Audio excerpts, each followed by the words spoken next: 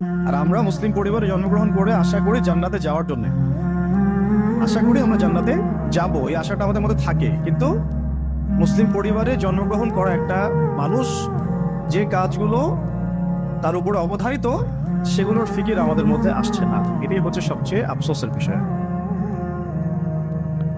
আমাদের মধ্যে কি কোনো অনুভূতি কাজ করে কিনা যে আল্লাহ পাক যে আমাকে হিন্দু বানান নাই, খ্রিস্টান বৌদ্ধ বানান নাই, মুসলিম বানিয়েছেন, এটার অনুভূতি কাজ করে কিনা আমাদের মধ্যে? প্রথমত আজকের দার্সের প্রথম কথা হচ্ছে এটা, আমরা যে মুসলিম এই অনুভূতিটা কি আমাদের মধ্যে কাজ করে কিনা? আল্লাহ পাক চাইলে তো আমাকে বৌদ্ধ খ্রিস্টান হিন্দু বানাতে পারতেন। আল্লাহ পাক আমাকে মুসলিম পরিবারে জন্মগ্রহণ করার তৌফিক দিয়েছেন। জন্ম নেওয়ার আগে আল্লাহ পাক আমাকে জিজ্ঞাসা করেন নাই তোমাকে কোন পরিবারে জন্ম দিব।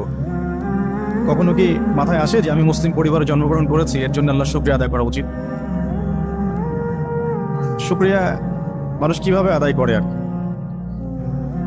আপনি যদি কোনো ব্যক্তির জন্য বা আপনার স্ত্রী সন্তান আহাল পরিবার মা বাবার জন্য সারা জীবন পরিশ্রম করেন, এই যে আপনারা পড়াশোনা করছেন, চাকরি বাকরি করবেন, কামাই রোজগার করে স্ত্রীদেরকে খাওয়াবেন, এরপরে যখন স্ত্রী কোনোদিন দেখবেন যে আপনার কৃতজ্ঞ হচ্ছে না, কথা শুনছে না, আনুগত্য করছে না, বা সন্তানের পিছনে এত খরচ করার পরেও, এত মেহনত করার পরেও সন্তান কথা শুনে না, তখন বোঝা যাবে কিছুটা যে অকৃতজ্ঞতা কাকে বলে।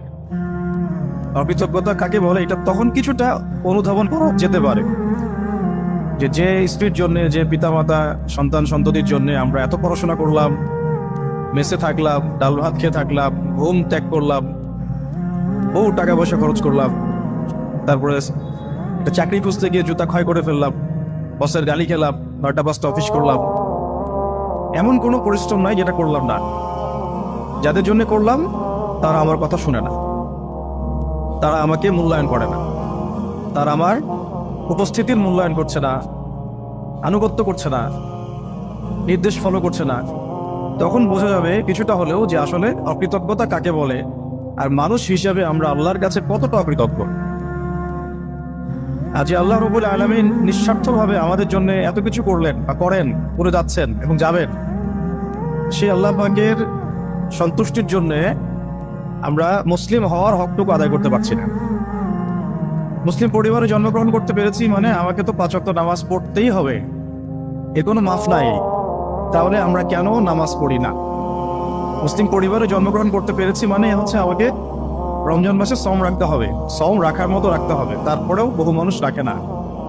যাকাত দিতেই হবে, দিতে হবে, মানে দিতে হবে বলতে দিলেও হবে, না দিলেও হবে এমন নয়, নিসাব পরিমাণ সম্পদ হলে দিতেই হবে।